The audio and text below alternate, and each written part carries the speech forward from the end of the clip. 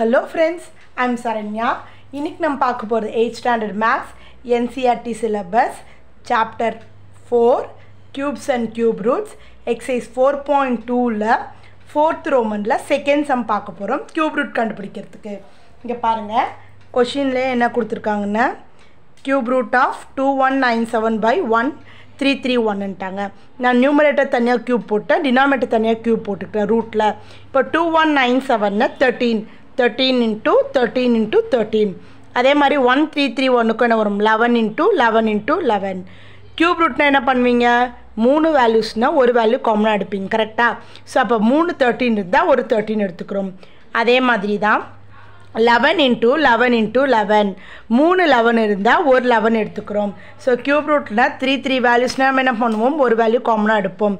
So அப்ப 3 13 க்கு ஒரு 13, 3 11 க்கு ஒரு 11. அப்ப இதோட ஆன்சர் என்ன, 13 by 11. Therefore cube root of 2197 by 1331 equal to 13 by 11. Clear? Thank you.